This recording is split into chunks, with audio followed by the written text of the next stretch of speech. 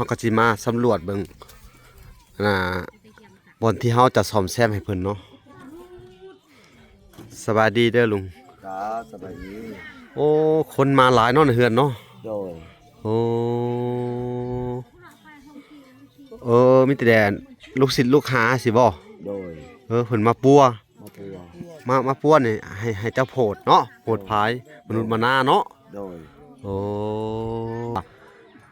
ถามว่าอันนี้เฮาอันน่ะจักรักบ่นี่ฮะอันนี้รักกันดอกแล้วบ่นี่โดยเฮาต้องสั่งใหม่บ่บ่มีเงินมีคำโดยบ่เป็นหยังเดี๋ยวเฮาสิสั่งมาให้เนาะโดยอันนี้มันจักแม่นก็ว่าเฮาสิต่อมันสิเลยนะต่อแบบนี้เด้อสิเว้าอาจารย์โดยเฮ็ดอันน่ะยาวมาต่อกันมาเลยนี่ข้างหนึงนี่โดย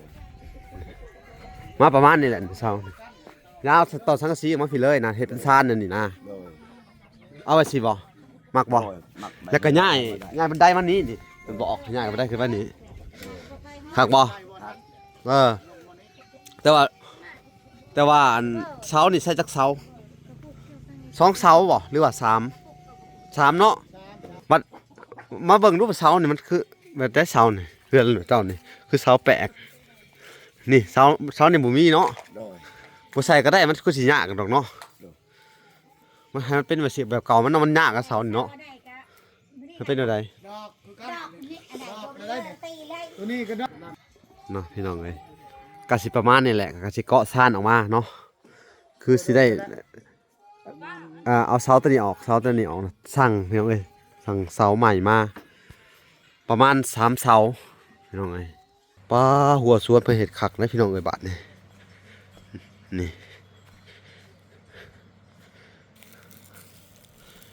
โอ้หมู่บ้านเพิ่นปลูกไปพี่น้องเอ้ยปลูกแล้วก็เอาอันนี้มาปกพี่น้องเอ้ยมาคุมน้องๆเพิ่นก็สิขยายสวนออกมานี่อีก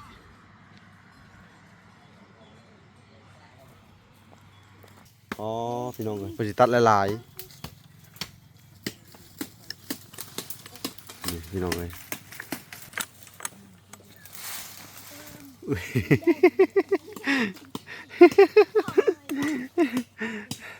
ดึงไม้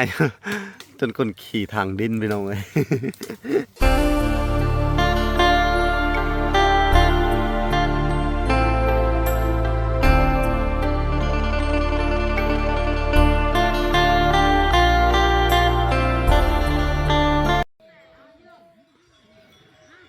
อ้าวโอเคพี่น้องเอ้ยเนาะ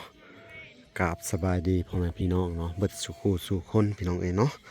กันยินดีเข้าสู่ช่อง YouTube บ่าวหลาสายบุญคุณธรรมคือเก่าพี่น้องเอ้ยเส้นเก่าเส้นเคยพี่น้องเอ้ยทักทายสบายดี FC ทางฝั่งไทยและ FC ทางฝั่งลาวพี่น้องเอ้ยเนาะที่รับชมบ่าวหลาอยู่เนาะมื้อนี้ก็มาอัปเดตและมาติดตามทางอันเฮือนพี่น้องเอ้ยอันของลุงป้าน้องลินดาและน้องกัญญาเพิ่นพี่น้องเอ้ยเนาะเฮาก็สิมาสำรวจเบิ่งบอนที่เฮาจะซ่อมแซมให้เพิ่นเนาะสบายดีเด้อลุงครับสบายดีโอ้คนมาหลายเนาะในเฮือนเนาะโดยโอ้มีแต่แดนลูกศิษย์ลูกหาสิบ่โดยเพิ่นมาปัวมาปัวนี่ให้เจ้าโพดเนาะโพดพายมนุษย์มานาเนาะโดยโอ้พี่น้องเอ้ยเนาะอันนี้ก็คืออาจารย์พี่น้องเอ้ยเนาะและมื้อนี้ก็สิมาอันน่ะเด้อมาสำรวจเบิ่งเฮือนเจ้านี่แหละมาเบิ่งบอนว่าที่จะซ่อมนะโดยกับผู้ที่ทางอันแม่ตู้เนาะผู้ที่ว่าอุปถัมภ์คำสู่ครอบครัวเจ้าเพิ่นก็ว่าถามว่าอันนี้เฮาอันน่ะจักรักบ่นี่ฮะอันนี้รักกันดอกแล้วบ่นี่โดยเฮาต้องสั่งใหม่บ่บ่มีเงินมีคำโดยบ่เป็นหยังเดี๋ยวเฮาสิสั่งมาให้เนาะอันนี้มันจักแม่นก็ว่าเฮาสิต่อมันสิเลยนะต่อแบบนี้เด้อสิเว้าอาจารย์โดยเฮ็ดอันน่ะยาวมาต่อกันมาเลยนี่ข้างหนึงนี่มาประมาณนี้แหละเช้ายาวต่อสังกะสีออกมาสิเลยนะเฮ็ดเป็นซานนั่นนี่นะเอาไว้สิบ่มักบ่แล้วก็ย้ายบันไดมานี้นี่มันบ่ออกย้ายบันไดคือว่านี้คักบ่ เออแต่ว่าอันเสานี่ใช้จักเสา2เสาบ่หรือว่า3เนาะ3เสาเบิ่งก่อนพี่น้องเอ้ยเบิ่งเสาก่อน3เสาเสาตัวนี้มันลักแกนนะเดี๋ยวมันน้อยตัวนี้เสามันน้อยเนาะแล้วหาเท้าเกาะมาก็สิประมาณนี้เนาะพอได้ให้มันวิดอีกสังกะสีประมาณนั้น6ฟุตเนาะหรือ7ฟุตเนาะ6 ฟุต 7 ฟุตเกาะต่อมานี่เลยนี่บัดมาเบิ่งรูปเสานี่มันคือแบบได้เสานี่เฮือนเจ้านี่คือเสาแปลก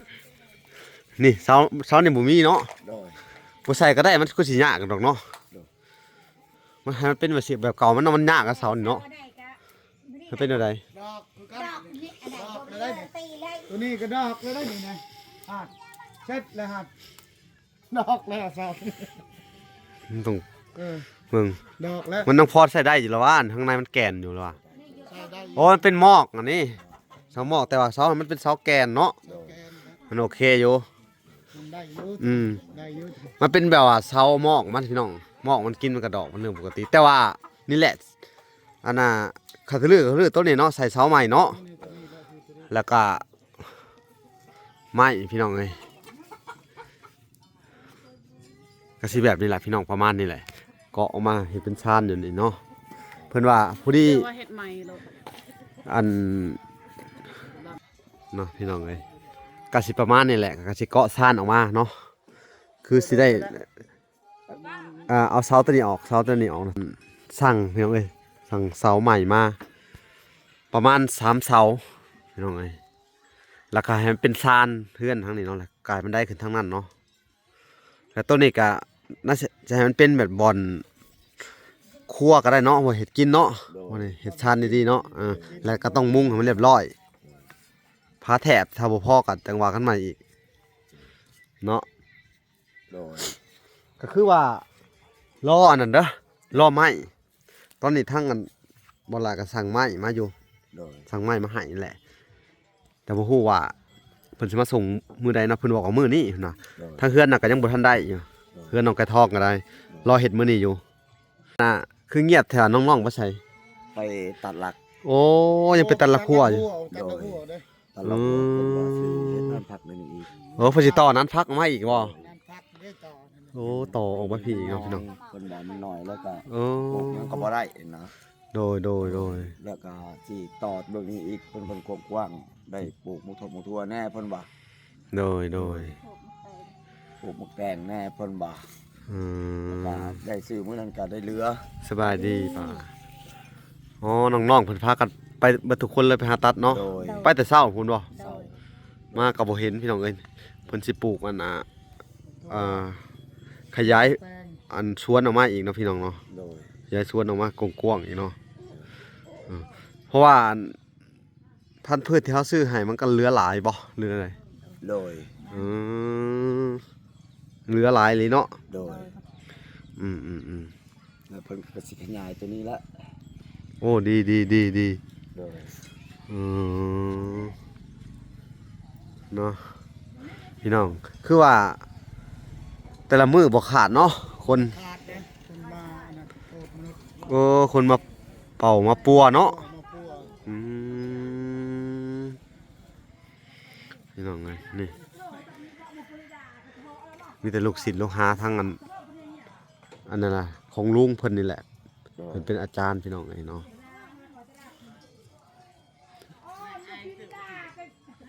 คันว่าลือนี่ก็สิบ่นั่นเนาะสิบ่โดนปานใดเนาะโดยลือแล้วก็สิ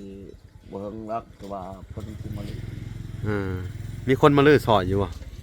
โดยลูกชิดลูกเลี้ยงแล้วมันยอซอยพี่น้องเอ้ยสงสัยสิได้สั่งเสาน้ำแน่แล้วก็อันที่ได้เรียกสั่งเบิ่งน้ำแน่พี่น้องเอ้ยเนาะแป้นต้นนี้บ่มีอยู่บ่นี่โดยแป้นก็บ่มีอีกพี่น้องเอ้ย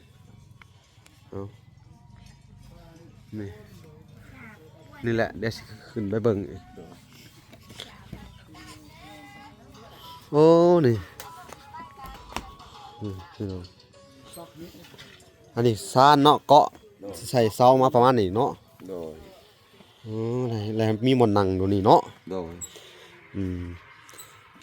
นี่พี่น้องเอ้ย ตัวนี้มันดอกมันหักแล้ว ดอกแล้วเนาะ โดย อืมนี่แหละพี่น้องในสภาพเอาก็มีแต่ว่าเวลานะกะให้มันจอดกันเลยเนาะสังกะสีมุงจอดกันเลยนะเนาะ โดย ก็เป็นตัวเนี้ยเอาขึ้นอีก3 หวีเนาะเสา โดย อันนั้นจุลูกเลี้ยงเขาเมื่อหมดนี่ หึ นี่เพิ่งลูกเลี้ยงแล้วนี่คันเขาเมื่อหมดพรมนี่ โอ้เอาไว้เวลาเขาเมื่อเนาะ โดย โดย คือว่าแต่ละคืนมานอนเนี่ยพี่เนาะ โดย แม่นเบิดนอนนี่เนาะ ชินเขามาคันบ่ได้ โอ้ มันชินกับเขาเมื่อ โดยอันนี้มา เฮ็ดได้มันมีพรมมันนี่พรมเราเอง คือมาแต่เฮือนเพิ่น อ๋อคือหมายความว่าคนที่มาปัวถือผมมาเอง โด โด ย ยมันมีพรมปากอ่ะ โอ้อันนี้ฮะมาแต่บ้านได้ อันนี้บ้านโป่งสิตะหมวก มันตกสีตะโมกอันนี้สีเขียว ก็สิ ยัง เกี่ยว มาเราเมื่อ สีเขียว ชินกับเขาเมื่อ สิเกียวเศรษฐหมวกกู โดย โอ้เนาะมาไกลเนาะ โด โด ย ย ส่วนหลายเป็นพยาธิเนาะ โดย เป็นอย่าง เจ็บโชว์นี่แหละเนาะ โดย พี่น้องเอ้ยคือมาเป่ามาปัวพี่น้องคือว่าเจ้านี่โผดร้ายเนาะผู้นุนมาหน้าเนาะ โดย ส่วนร้ายอาการนี่ยังโผดเขาปัวนี่ เกิดบ่าหนึ่งเป็นตุ่มแล้วก็เจ็บในท้อง โอ้ แล้วก็เจ็บหัว แล้วก็เจ็บแล้วก็สอดสลัง แล้วก็เป็นบ่าเลือดยางแบบนี้แล้วก็เอาหักไม้เนี่ยหักไม้นี่มาต้มกิน โอ้ เอายาพื้นเมืองมาใช้ เขาปัวแบบแผนยาพื้นเมืองเนาะ โดย แผนโบราณเนาะพี่น้อง ผู้ชายคนนี้ก็เป็นรอยลูกบ่ได้ไปบ่เป็นนี่นี่ก็ผลแล้วนี่ แล้วก็ดีแล้วเนาะ โดย นี่เด็กผู้เบาน่ะ ผู้บ่าว เสือดำ ผู้คงลายนี่ โอ้ เป็นร้อย นี่ ลูกบ่ได้ ดีเลย เป็นรอย โดย ดีเลย โอ้แสดงว่า ดีแล้ว อันน่ะเป่าด้วยอิหยังอันเทววุฒิเทวดาเนี่ยหมอโผด เทวดามันโดนบันดาล มันโดนบันดาลให้จำ โดย โผดเจ้ามาเป่าปัวคนเนาะ โดย โอ้อันนี้ก็เป็นอาจารย์พี่น้องเอง โดย เพิ่นก็โผดมนุษย์มาหน้าเนาะคนที่เจ็บไข้ได้พยาธิแบบโชว์แปลกๆเนาะ โดย แสดงว่าหลายคนแหละที่ผ่านมาน่ะปัวเนาะ โดยลาย อืม พูดอยู่บ้านก้อยแถวเมืองพีนใกล้เมืองพีนอีก เซโปนพุ่นแหล้วเนาะ โดน ก็ลงมาปัวเจ้า โดยแล้วก็เทวเมุงสนทางเมืองทำเมืองทองแล้วก็ทางบานาลาแอน โอ้โด่งดังเนาะอาจารย์เนาะ โดย เนาะคัก โดย พี่น้องเอ้ยแสดงว่าอันน่ะการลื้อเฮือนนี่ก็บ่แม่นปัญหาเนาะลูกศิษย์ลูกหาเพิ่นสิมาลื้อซอยเนาะ โดย คักแหละพี่น้องเอ้ยเอาสู้ๆเด้ออัน โดย ป้าลุงน้องลินดากัญญาคือว่าน้องๆเพิ่นไปเฮ็ดหัวเฮ็ดสวนเบิดเนาะ โด โด ย ย อืม ลูกเอ้ยก็ไปหมดสองคน ไปบ่ โดย โอ้ ยิงผู้ชาย ลูกเอ้ยคนใดคนที่มาป้วนนี่บ่ ในเรือนนี้ โอ้ลูกเฮือนโอ้มาเลย อันนี้ลูกชายเนาะตัวนี้เนาะ โดย อืม ได้ได้ได้ บ่วิลลี่ ดีดี บ่วิลลี่พาเขาไปตัดอยู่ไสน่ะสบายดีลูก สบายดีดี เนาะ สบายดีแล้วโดนดอกน้ำ อืมก็สิไปติดตามเบิ่งซุเพิ่นก่อนเนาะน้องๆเพิ่นเฮ็ดสวนอีกพี่น้องเอ้ยเนาะก็ขยันแต่เช้าเนาะตื่นดึกๆเนาะ โดย มา ขอมกขอบใจที่เบาลามา โดย ติดตามผู้เขาหน่อยมาแต่เศร้าๆอยากให้บนอยู่บนนั่งและการติดตามให้ลูกให้หล้าน โดย ให้มีความสะดวกสบาย และก็ความที่มาดูแลตลอดเวลาเนาะ อืม ที่ว่าขอมกขอบใจที่ว่าพ่อใหญ่ใจดีที่อยู่ต่างประเทศ ผู้ใหญ่ใจดี พ่อใหญ่ เออ พ่อใหญ่ใจดีเนาะและก็มาจากต่างประเทศได้มาช่วยเหลือลูกหลานทางนี้และก็การทุกข์การยากการลำบากและก็เป็นลูกกำพร้าหน้ากำพร้อย คือว่าขบาดเองกับความทุกข์ความยากที่เพิ่นมาช่วยเหลือดีใจที่สุดเลยมื้อนี้คำว่านอนคืนนี้ว่าบ่นึกบ่พันว่าสิได้ซ้ำนี้แล้วก็ ดีใจเนาะและก็ คือว่าอยู่คุมื้อนี้เนาะว่าการก็หนาวก็เบิ่งอันนี้ก็ฝนบ่ตกกับฝนตกหัวผมมีบ่อยู่บ่นั่งดีใจคือกันอันนี้เนาะโดย สาธุสาธุ สาธุแต่ว่าคอมที่เพิ่นมาช่วยเหลือขอให้ว่าเบาล่าที่มาส่งเสริมให้ลูกให้หลานขอให้อยู่ดีมีแฮงความเจ็บเพิ่นมาให้ได้ความไก่เพิ่นมาให้มีตอนนี้ต่อไปให้เพิ่นก้าวหน้าให้เทวดาเพิ่นลงมาเมตตาให้เพิ่น สาธุ ไปเฮ็ดอยู่ไสขอให้ได้ผลไปเฮ็ดอยู่ไสก็ให้ได้ผลศักดิ์สิทธิ์สาธุ ความบริมิตของเพิ่นนี่ให้ได้สูงขอท่อผ้าให้เทวดาเพิ่นมาโปรดสาธุสุขภาพมันยืน สาธุ สาธุ อ้าวขอบคุณขอบใจเด้อ โดย คือกันกะนี่แหละอดเอาก่อนเนาะ โดย กับผู้ที่ทั้งสั่งไม้เพิ่นก็ว่าสิเข้ามามื้อนี้แหละ โดย เดี๋ยวเฮาสิได้โทรไปสอบถามเพิ่นจักหน่อยเนาะสิสั่งเสานะเพิ่นอีก3เสาเนาะก็มีแต่ว่าเสานี่มันหน้าหยังนี่ฮะตัวเก่ามันนี่เอาหน้าสำเก่านี่แหละหน้า12หน้า14เนาะ สี่โดย เอาพี่น้องเอ้ยบาทนี่ เบิ่งลูกมาก ถ้าเฮาสั่งซ้ำอันนั้นได้บ่ซ้ำเสาอ่ะนะฮะน้ำบาดาล โดย เนาะ โดย แล้วก็มาต่อกัน โดย เสาน้ำบาดาลนี่มัน3 เมตร50สิเอาเสา4 เมตรเนาะเสาน้ำบาดาลเสา4 เมตร4 เมตร50น่าจะเป็นเสาละ300,000พี่น้องเอ้ยหรือจังใดเดี๋ยวสิสั่งมาใหม่อีกทีหนึ่งเนาะ โดย อ้าวโอเคพี่น้องก็มาสำรวจเบิ่งเนาะว่าแล้วก็สิสั่งแป้นอีกถ้าประมาณนี้มันสิใส่แป้นอีกประมาณ10 กว่าแผ่นเนาะ โดย หรือออกตัวใดมันที่มันบ่น่ะเนาะ โดย แป้น10 แผ่นพอบ่วะ10 กว่าแผ่น15 แผ่นหรือ20 แผ่น คันใหญ่พอ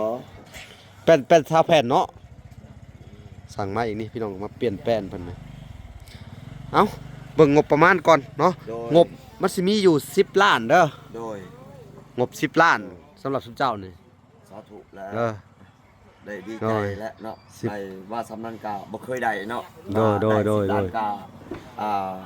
โดยคือว่าพ่อใหญ่เนาะที่มาช่วยเหลือได้10 ล้านกับโอ้ บ่เคยได้บ่เคยมาเนาะได้เงินได้คำสำนันเนาะ โดย คันบ่ได้เงินสำนันตลอดโอ้ยก็สาธุให้เพิ่นที่มาพักให้ คือมีแต่ว่าสิจ้างค่าสร้างซื้อไม้ให้เนาะซื้อเสาให้แล้วก็ให้เขามาดำเนินการแล้วจะก็เบิ่งน้ำเขาไปสั่นแหละเนาะ โดย เอ้าโอเคพี่น้องเอ้ย โดย เฮาก็สิไปติดตามเบิ่งอันน้องๆเพิ่นหาละครัวบ่ โดย เพิ่นไปทางใดโอ้พี่น้อง ทางใหม่เอกทางเก่านั่นบ่ได้ไป ทางเก่านี่บ่ได้ตัดแหละไปทางตัดทางนี้เนาะ โดย ตัดลักไงบ่บัดนี้ โดย อ่ะไปเบิ่งหัวสวนเพิ่นก่อนพี่น้องเอ้ย ยังอยากได้ เอาสิไปเบิ่งหัวสวนเพิ่นและก็สิตามน้องๆเพิ่นไปเบิ่งก่อนพี่น้องเอ้ย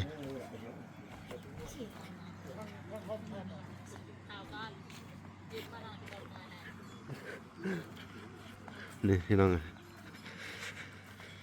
อันนี้ก็เป็นไม้ของทางน้องลินดากัญญาเนาะพี่น้องไม้แป้นเนาะแป้นแอมแป้นปูพี่น้องเอ้ยนี่ป้าหัวสวนเพิ่นเฮ็ดคักนะพี่น้องเอ้ยบาดนี่นี่โอ้หมู่บ้านน่ะเพิ่นปลูกไปพี่น้องเอ้ยปลูกแล้วก็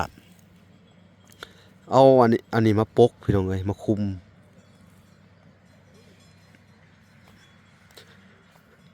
นี่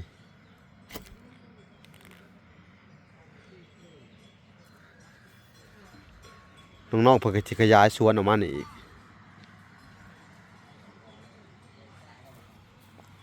นี่พี่น้อง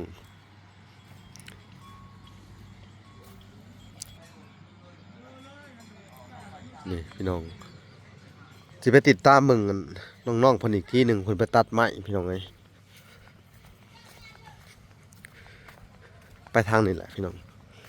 ป่าเก่าตอนนี้เพิ่นตัดเนาะ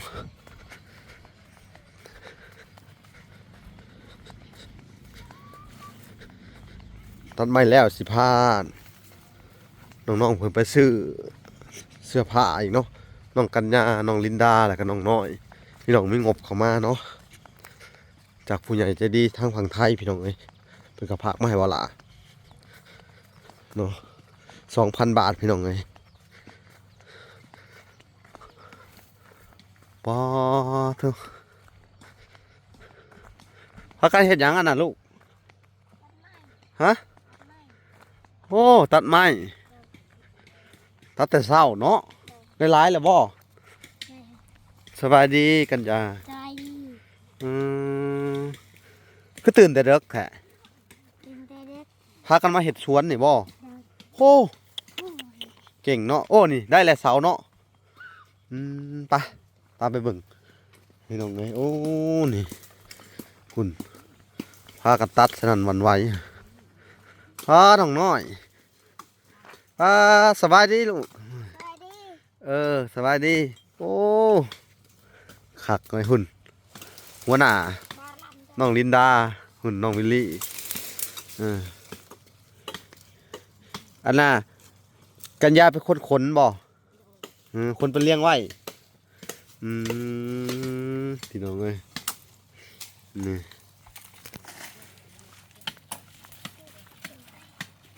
ดุขนาดพี่น้องเอ้ยแต่ละคนสบายดีน้องวิลลี่ ใจดี โอ้จับย่อผ้า ชอบป่ะ เอาสบายดี สบายดี ลินดา โอ้สิไปเห็ดหัวต่อ โดยให้โทรเต้ามันบอกว่า มันบอกกว้าง โดยบอกวางบอกว่าปลูก อ๋อมันบดเครื่องปลูกสิปลูกใหม่อีกเศษใหม่อีกโอ้ย ไม่ มันต้องตัดลักหลายๆด้วยนี่เนาะ โดยเห็ดลาย ตัด ลาย ตัดหลายๆโลด โดย อืม ลาย อ๋อพี่น้องเอ้ยเพิ่นสิตัดหลายๆนี่พี่น้องเอ้ยน้องๆแต่ละคนเพิ่นก็ บ้าเลยไปอุต ขยันแห้งอะไร บ้าเลย น้องน้อยร้องเด้อน้องน้อยเด้อมื้อนี้ก็มาติดตามเบิ่งพี่น้องเอ้ยอากาศหนาวแต่เช้าเลยแต่น้องๆเพิ่นก็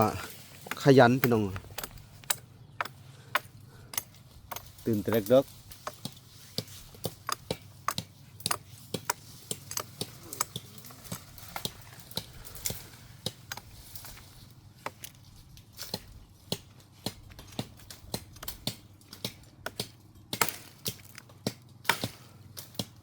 น้องน้อยเก่งนะ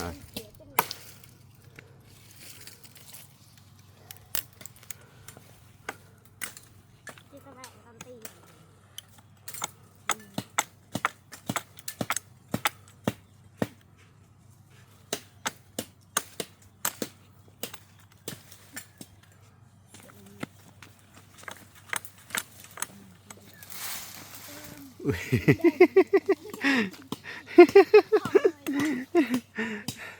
ดึงไม้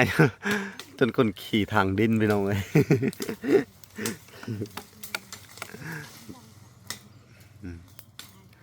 พี่น้องเลยเนาะทางเวลาก็สิปล่อยให้น้องๆเพิ่นตัดละขัวไปเนาะก็สิได้มาติดตามตอนที่เพิ่นเฮ็ดทั่วอีกหรือว่าอันน่ะมาตัดไม้อีกคลิปหน้าพี่น้องเนาะคลิปนี้ก็สิได้ขอตัวลำลาไปก่อนเนาะนี่พี่น้องเลยก็เป็นภาพบรรยากาศยามเช้าๆนี่แหละโอเคพี่น้องเอ้ยฝากมาติดตามคลิปตอนต่อไปพี่น้องเอ้ยคลิปนี้ก็ได้อันน่ะลาไปก่อนเนาะจะได้จบก่อนแต่เพียงเท่านี้เนาะ